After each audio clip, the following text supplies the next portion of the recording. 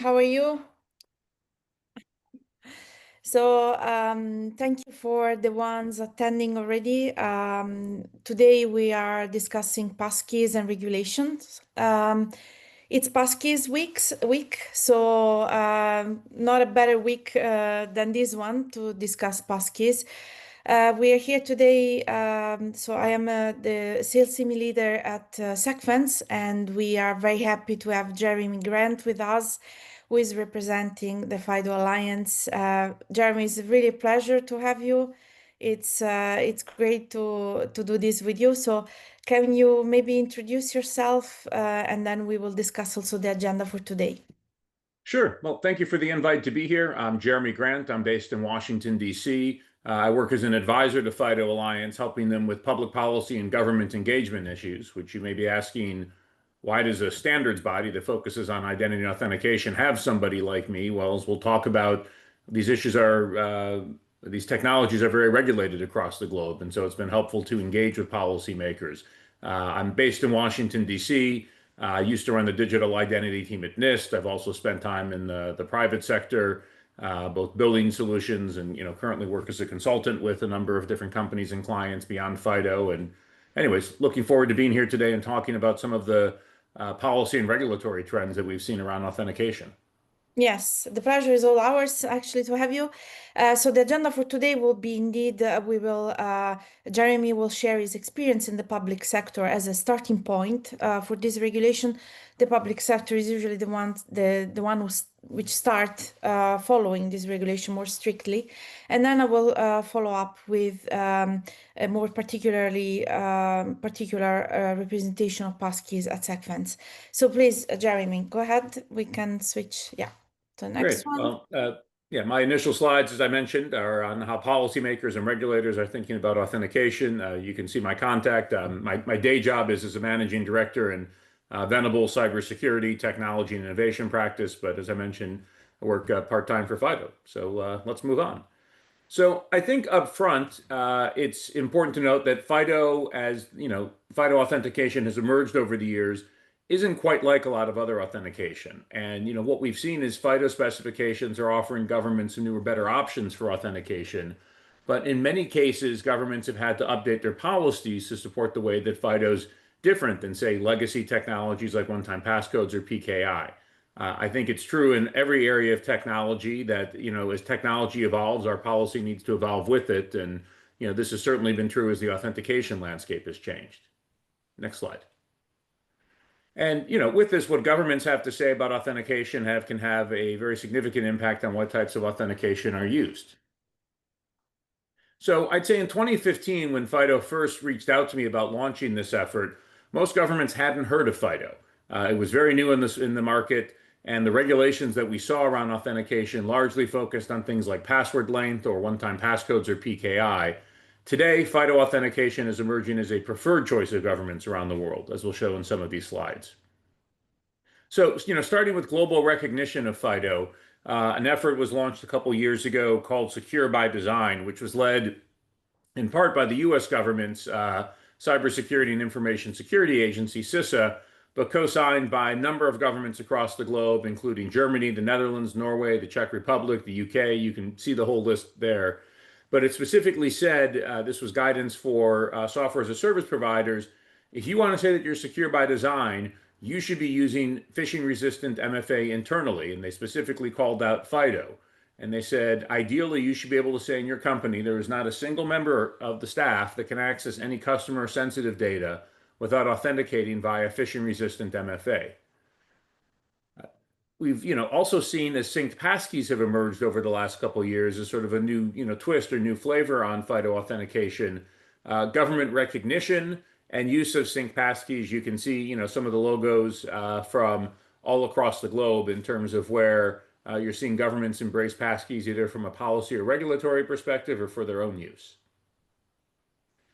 This started, I mentioned before, CISA with Secure by Design. So back in 2022, they updated their guidance to industry on MFA and basically said, and this is a picture of Jen Easterly, who actually made her own FIDO t-shirt to speak on this topic.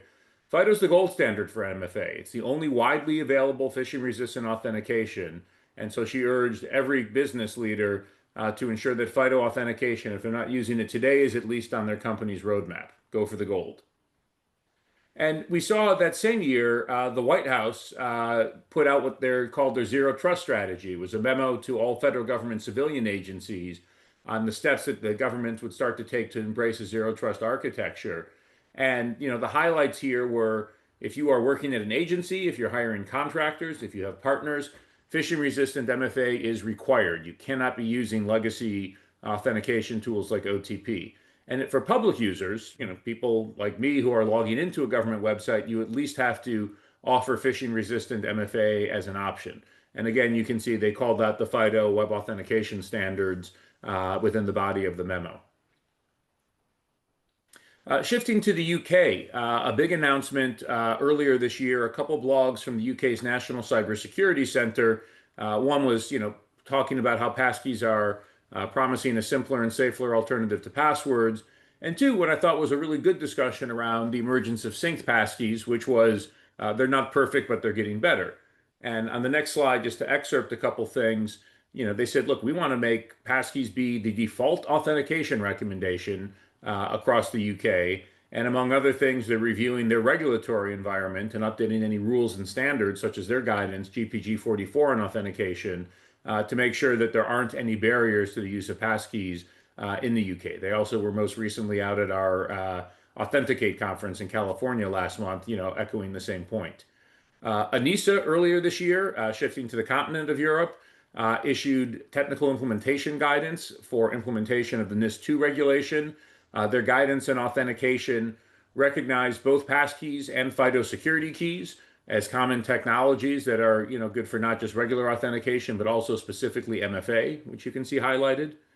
And, to double click into on the next slide, what they had to say, they actually embraced a sort of hierarchy of MFA that was very similar to what CISA had done, which said, the gold standard, what's considered strong, is phishing resistant MFA.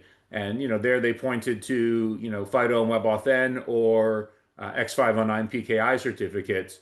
Then for medium, they said push notification, which is with number matching or an application based. And as a last resort only, you could use OTP that was, sent through a text or an email. So you're starting to see a trend here of different governments all starting to echo each other in terms of the guidance that they're giving. This was, building off of something that, ENISA had issued along with the EU CERT back in 2022, where, they said if possible, this was for organizations looking to boost their organization's cyber resilience, avoid SMS and voice calls for one-time codes, and consider deploying phishing-resistant tokens like smart cards and FIDO2 security keys.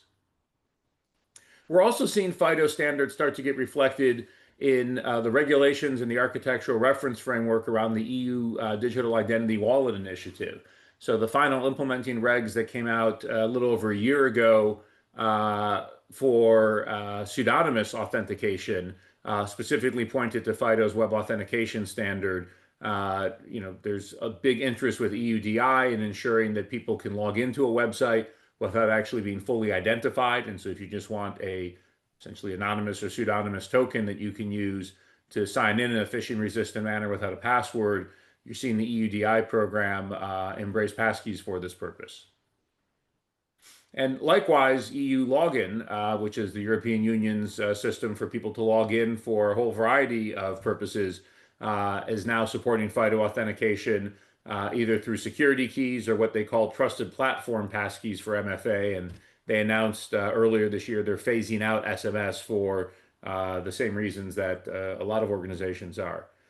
In the Netherlands, the NCSC, their National Cybersecurity Center, published guidance a couple years back on mature authentication that pointed out the vulnerabilities of SMS or one-time passcodes and how they're phishable, and highlighted how it's important for organizations to implement phishing-resistant authentication and embrace the FIDO2 standards. You can, see here they say it's the most secure form of authentication, both phishing-resistant and user-friendly. And in Germany earlier this year, they published a series of blogs and actually a podcast on passkeys. The podcast is in German, so I was not able to, I could listen to it. I just couldn't understand it given my limited German. But, something on how passkeys can be used to get rid of passwords, and also diving into the cryptography behind passkeys. And then on the next slide, more recently, they just published passkey server guidelines as a draft, where the Germans BSI, specifically said their goal is to establish passkeys as a standard two-factor, method and define a state-of-the-art standard. And it includes some really helpful draft technical guidance on how to architect and deploy passkey servers. And Germany's Federal Employment Agency is also now letting people log into accounts with a passkey instead of a password and other MFA. So, European recognition in summary, we have a NISA guidance. Passkeys are, supported in EU digital identity wallets. We're seeing multi-country guidance like the Secure by Design initiative, where countries from across the globe are banding together to speak with one voice. Country level guidance on use of FIDO and passkeys from Germany, from the Netherlands. I didn't show a France slide here, but we've seen some guidance from ANSI as well. And it's supported in EU login. I think the one place we get questions the most within the European regulatory ecosystem is what about PSD2 and strong customer authentication? So I'll flag PSD2 was a bit tricky and remains a little tricky. The initial discussion paper when the European Banking Authority first proposed what a definition for strong customer authentication would look like, this was back in 2015. It wasn't FIDO friendly in that it was written in a way that sort of assumed all innovation had stopped after OTP was created and suggested it wouldn't be possible to have two independent authentication factors in a single consumer device like a smartphone. We, engaged with them, started to educate them about what we were seeing emerge with FIDO and how you actually could have two very secure independent factors, leveraging things like trusted execution environments in phones. And the final RTS, regulatory technical standard for SCA, actually pointed to this issue. It said, yes, you can have two independent factors if you're using separated secure execution environments inside a multi-purpose device like a phone. So, we were quite happy with that. On the next slide, I wanted to flag that, while this sort of opened the door for the first generation of FIDO solutions to be used, this innovation of syncing passkeys, which has emerged over the last couple years, because they're replicated across multiple devices by your platform's cloud service or a traditional password manager, may not be permitted, at least cleanly, under the RTS. And in FIDO Alliance, members are working to explore new features to more clearly address compliance. Some very promising things emerging, but not something we can actually point to in the standard, so work's ongoing. But we have pointed out with RTS, it supports a really interesting dynamic in that a lot of legacy solutions for SCA that are based on both a password and a phishable MFA factor, like an OTP, are permitted to be used, whereas modern solutions like passkeys that can't be phished and enable a much better user experience may not be permitted. And with this, we are very much looking forward to what is likely to be a revision of the SCA RTS that's going to kick off next year as PSD3 and the new payment services regulation are wrapped up. So, I think a question that we have posed, and, we've started to certainly engage with policymakers in Europe, is as we're talking about what strong is in strong customer authentication, is the thing that matters the most having multiple factors? Or should strong actually be defined as the ability to withstand modern attacks? If a SCA solution is phishable, is it really strong at all? The whole idea of MFA, why do we care about multiple factors? Well, it's been to compensate for the weakness of passwords. Passwords aren't very secure, and they never have been. And we've known for years that they're not great as a standalone authentication factor. Well, passkeys present an interesting question, which is what if we didn't have passwords anymore and we could replace it with something else that's much, much stronger and also easier to use? So I think these are, some of the questions that, we're looking at. What if we could replace the outdated legacy model of password plus something else? And as I said, just, have a single factor that's a lot more secure and easy to use. And so we would submit that if phishing is now the primary threat, a single phishing-resistant authenticator is more valuable in most cases than two factors which are both easily phished. We're actually starting to see in Europe, some of our members right now are doing some piloting of synced passkeys and collecting information on things like account takeovers and other compromises of authentication versus some of the legacy SCA tools that are compliant, and building some really good statistics to actually show how a synced passkey can far surpass in terms of security a lot of these legacy authentication tools. Also, I just wanted to flag, here's how the US is treating synced passkeys. So I mentioned I used to work at NIST A couple years ago, my old home agency of NIST actually put a supplement out to their existing authentication guidance, special publication 800-63B, that this whole take was this emergence of sync passkeys is actually a really important thing. We want to do an amendment while we're in the process of doing a broader revision of this document to specifically recognize that a syncable authenticator can be used to meet authentication assurance level 2 guidance and requirements. They had previously proposed to recognize them as part of a broader update that was just finalized about 3 months ago, Special Pub 863-4, but they wanted to act a year earlier because they were getting questions from government agencies, what can we do with synced passkeys? And what was really interesting, what NIST said, in terms of the fact that a synced passkey is being replicated and can be shared, is they said, look, we have looked at every other type of authentication that we also allowed to be used for traditional MFA at authentication assurance level 2. And every one of those factors can be shared if a user is determined to share it. You can share your password, you can share a one-time passcode, an out-of-band authenticator, you can be persuaded to click it, even if it's not, you're not the one logging in. And so their point was, if every other type of MFA is shareable as well, and a synced passkey, while shareable, is also phishing resistant and none of these others aren't, well, this is a good thing, actually. We should be able to recognize this and encourage agencies to use it at authentication assurance level 2. Now, for AAL3, they want to, push people to hardware-bound, keys like, for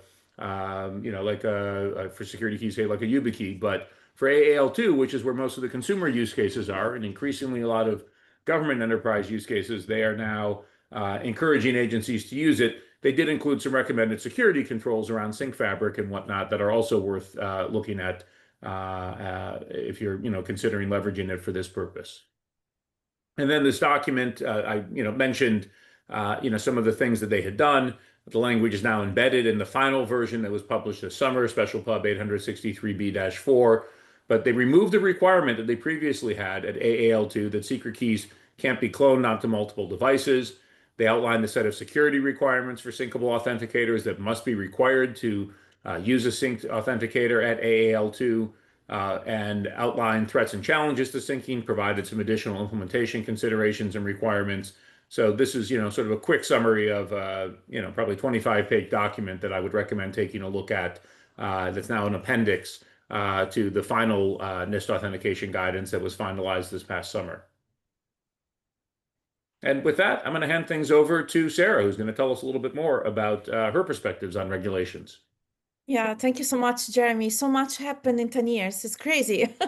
So much, but still feels like we're not really up to date yet in terms at least of regulations. So this is a regulation timeline that we summarize for you. And you can see also in terms of regulation, there have been many, many different editions from different countries. But we still feel, especially on the European level, that none of them really talks about passkey yet directly. You can go to the next one, yes. So I'll be focusing today on DORA and NIST2 because they are the ones that are, for example, in banking, they're extremely important. And DORA, for example, in the articles 20 and 21, speaks about how every user and system must have a unique identity, which has to be traceable and accountable. Although identities must be created, modified, deactivated, and terminated with full audit logging across the entire life cycle. Although despite these 2 points, we still feel like a lot of banking company and so on are still relying to the MFA that you mentioned, Jeremy. So it's I go constantly with Secfense to events and I hear this a lot. Oh, we have MFA, we have several steps verification, we're good. Well, are we? So next slide. This is also for us to think about today. And then in the second part of DORA, there is an access to how the revocation and the access has to be reviewed, especially, regularly. And the revocation of access must be able to done promptly. And this is the problem that we see a lot. Sometimes, especially on big enterprise level of companies who have more than, I don't know, 5,000 users, it's very difficult to keep up with old logins, new logins, critical system review, and so on. And this is also an audit problem that we will tackle today. And then there is then finish. There is also the issue of third-party governance. So what you also mentioned, Jeremy, all these legacy applications that are they require different accesses, different authentication, timely revocation, and it's very difficult to have complete visibility and control over these third-party applications. And then the NIS2 focus on granting access only to authorized individuals, for example, reviewing and testing rights and permission, detecting and responding to breaches or access anomalies. This is something that it's easy to say, right? But then what I hear also from CISO or directors is that, okay, we have done the audit, we're good, we passed the audit. Yeah, but it's not only the point is not only to get the audit completed or passed, it's keeping up with this constantly evolution of hacking technologies that you probably, our audience is also well aware of. I mean, I've seen crazy things happening like Microsoft email, a fake Microsoft email address, which I would personally also fall for it. Yeah, I heard the CISO in London saying, "Well, I did click a phishing email," and these people are, of course, people who work every day on studying, on avoiding this kind of problem. So we are all subject to this, unfortunately. It can happen to everyone. It's horrible, and it's very difficult to detect and to respond in a timely manner. So yes, NIS2 speaks about MFA, but as a minimum requirement. And this is, it connects a bit with what you were saying, Jeremy, that the regulations have so far, at least in Europe, have been saying that MFA is probably the most secure. But our question is today for the audience and for us, is it really secure? It makes us compliant, yes, it makes us auditable, but is it still a sign of keeping up with the current technologies? Next, please. So there are also a way, of course, as you all know, to periodically review this entitlement, to give access control on a role-based level. And this is something that a lot of access management solution will help you with. But is the question, is this enough? So next one. Zero trust architecture is something that started in the US. We saw with Jeremy's slide as well, and it's something that more and more we're hearing in Europe as well. UK seems to be more forward with this at the moment, at least from what I see from events and panel discussion where I've been this year. It's still something that needs probably education. It's still something that needs to be promoted also on a company level, on enterprise level. And of course, the monitoring reporting are also requirements very specifically from NIS2 in the IAM management. Next. High availability resilience, of course, the replication failover mechanism in case a login get lost, in case, for example, NIS2 speaks also about encryption, how the need for encrypted credential has to be there during storage and transit. Again, I take the example of someone leaving the company or someone, for example, working as a contractor. And then there is, of course, the risk access management, which is definitely required by NIS2 in terms of IAM as well. Next. So that was for the regulation part, which was more really related to an analysis of the text of the legal requirement from NIS2 and DORA. What I want to discuss also today is more in details the practical problems that our CISO or in general the security teams encounter, especially on enterprise level. Again, Jeremy started the discussion with the public sector. The public sector is always the one who gives the guidelines in this in terms of security, because if it works for the private sector, definitely it's something that the enterprise companies can also learn from. But the problem right now is that I would say this slide is probably valid for the public sector and the private one, enterprise level one.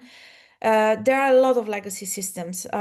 Internet is there probably since how many years? 40 years or 35? I don't know. I would say probably that amount of time.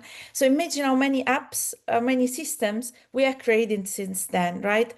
And normally, majority of the time, the public sector and the enterprise sector are the ones who are more conservative, and they tend to just pile up these applications, right? It's not always easy when there are people who are teams who are already used to use them, who are familiar with the use of this application, just to remove them.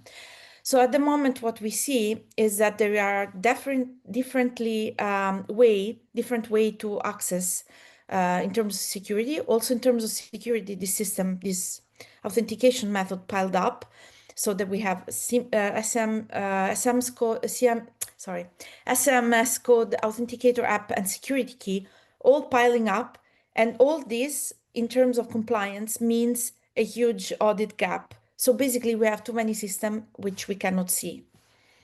Next, so I'm speaking today as a sales leader at Secfense, and you can also, of course, check our website. But what we do is especially promoting Passkeys as the most secure way of authentication. Why? Because for us, strong authentication means we can summarize it through these three pillars: phishing resistant, as Jeremy mentioned, visible in terms of audit, and flexible, because it has to be able not only just to put another solution on top of what you already have, but to be flexible, to be able to adapt to what you have also in your architecture as systems, as also way of being trainable, right, towards your employees or your customers. Next. So our approach, and this is most specifically to Secfense, is that there are, of course, other solutions you can choose on the market for Passkeys. I am talking today as a Secfense representative. Why our solution is the only one on the market that allows you to use Passkeys access for legacy apps is because it works as a reverse proxy, and it doesn't doesn't disrupt what you already have in your architecture.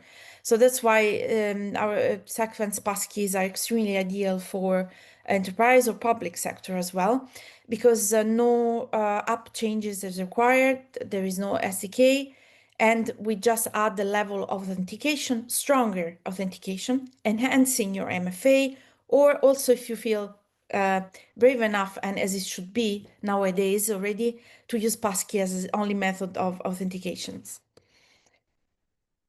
And that's basically how it works in practice. We have a user, or if you want to call it in architecture terms, a client. And then we have the Secfense instance that works basically retrieve the logins from their client access to move them towards the apps.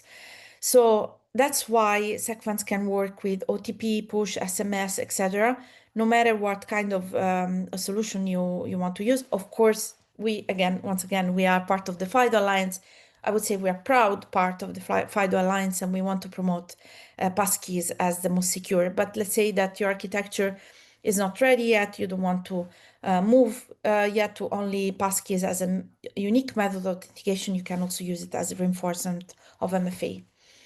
And then, of course, we have, sorry, back again, we have, this is important because our solution also allows you to have logs and to have reporting, which are, as we saw before, mandate a requirement from NIST and DORA.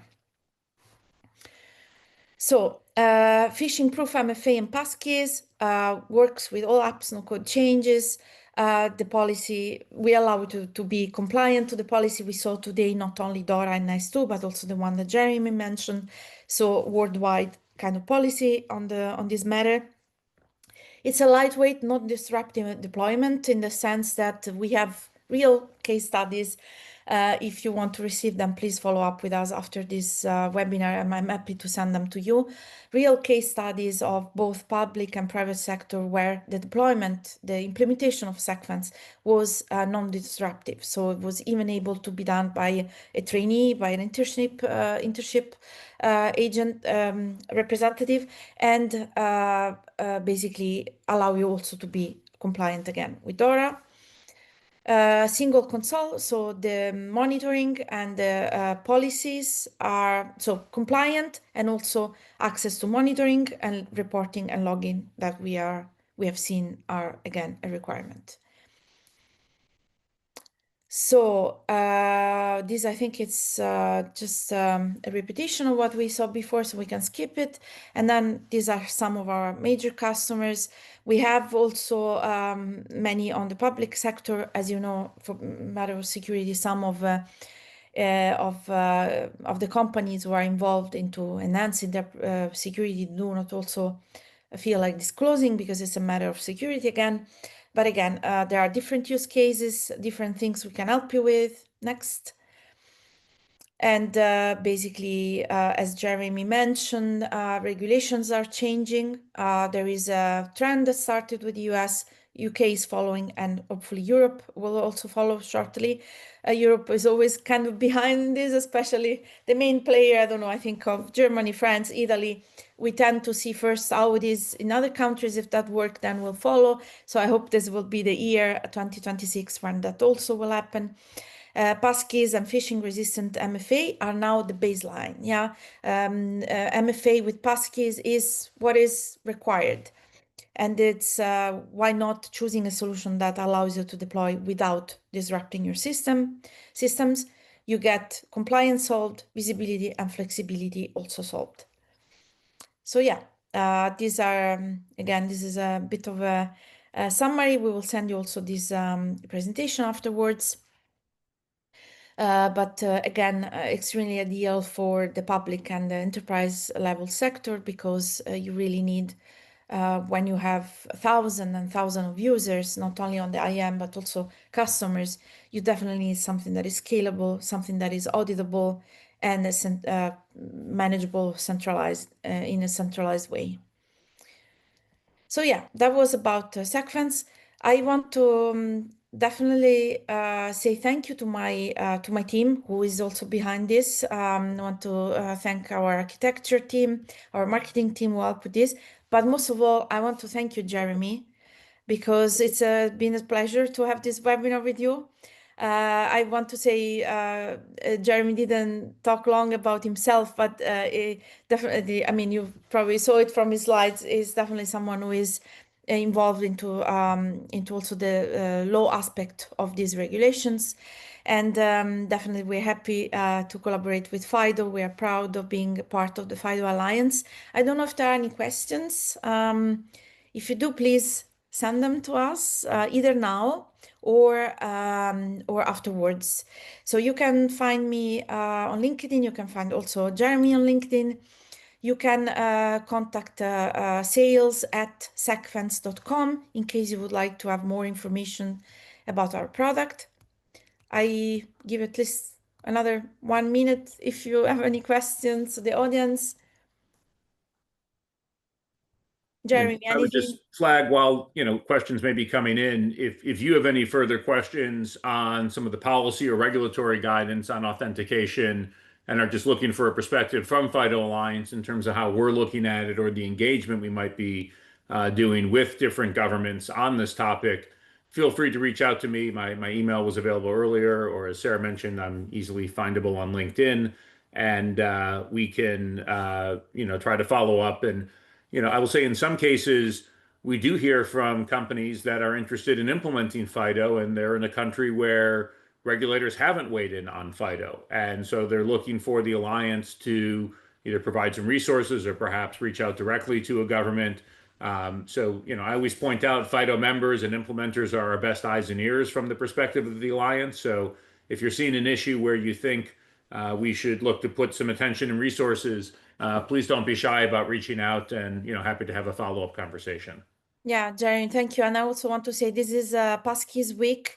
So please follow FIDO also as well, because they're doing a lot of promotion. And thank you for promoting this, because it's in the interest of all of us as users, but also as for our customers and for our brand visibility as a company, if you have a company. So we have a question from Mike. I can take that one if that's okay. I can take that from Secfense perspective, but Jeremy, feel free also to reply to that. So, Mike, thank you for the question, first of all. I want to say that this question can be also Googled. I mean, don't get me wrong. I want to say that if you Google the question, the answer you will get is that passkeys are not, the limit of passkeys is working with legacy apps. And this is why we're doing this webinar, because, I mean, okay, you probably perceived it a little bit, but I'm proud of working for a company who was the only one on the market who can solve this problem. There are not, the bigger players will push you to move towards to move your legacy apps towards more modern system. Well, the way Secfense works, we were able to implement passkeys on this larger scale, like more than 10,000 users for some of our customers, and both on the IAM and CIM, exactly because our solution doesn't require you to apply any changes to the legacy apps. So in this case, probably that would be the hurdle, Mike. And the way we fix it is because we have a brilliant CEO and CTO who were able to implement to have this idea of a solution that work as a reverse proxy without changing basically your architecture that much. So I also want to thank our CTO Marcin, who basically designed this solution, and as far as I know, is the only one on the market who can do that. So yeah, does this answer your question, Mike? I'm happy to just provide some other perspective if it's Yeah. helpful. In terms of implementation or political hurdles, um, look, I'll say in the early days of FIDO, because look, what is FIDO authentication at its core? It's a simpler approach than PKI to still using asymmetric public key cryptography for authentication. And so I think in the early days, I mean, I'm going back like 10 years now, people who came out of the PKI community kind of looked at it funny and they weren't quite sure what to think of it.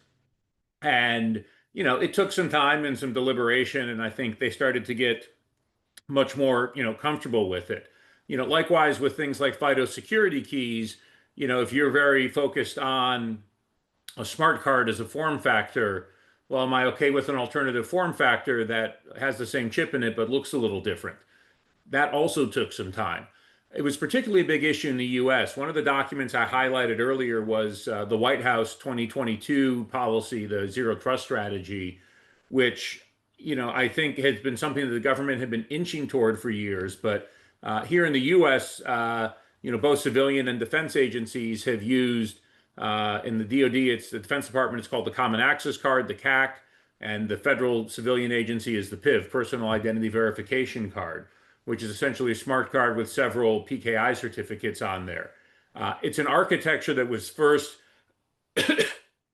designed back in 1999. In fact, I was involved in it as a US Senate staffer and back in my early career, trying to push some of the, then a very reluctant Defense Department to embrace this technology. And, the US, like a lot of governments, great, we built this thing. It's great. It's very secure. Everybody should use that. And 20 years later, what, I think the US government found was there were a lot of places you couldn't use smart cards or couldn't use PKI. So for years, when we suggested FIDO and security keys as a way, say, to complement the smart card PKI platform, there was pushback. And what you've really seen the last 3 or 4 years is a lot of security executives in government have said, I think we need to move on. I think this is an old conversation now, and the market has sort of eclipsed us. And what really matters is that we're using phishing-resistant authentication everywhere, as opposed to trying to jam, say, a smart card with PKI certs into every application, and it doesn't work in half of them. We're using one-time passcodes as a fallback, which are phishable. And so now these days, there's policies in place that, you can issue certificates, be they, tied to FIDO or traditional PKI on a security key.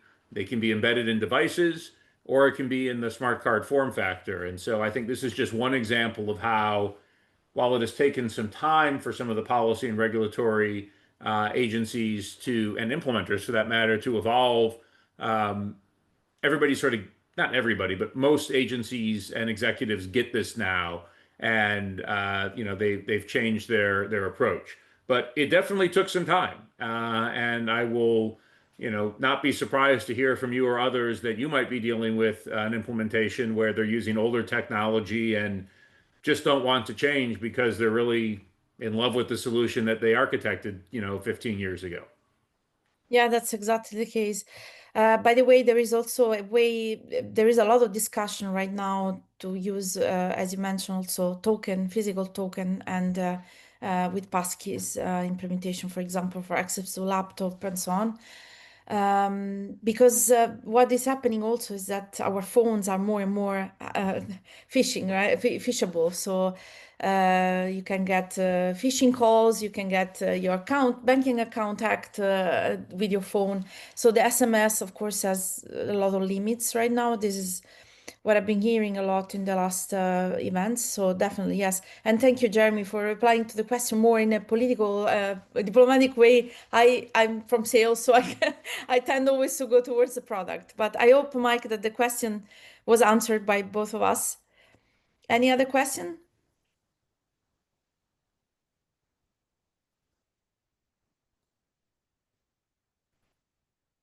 Great, thank Open. you. I see there is another one.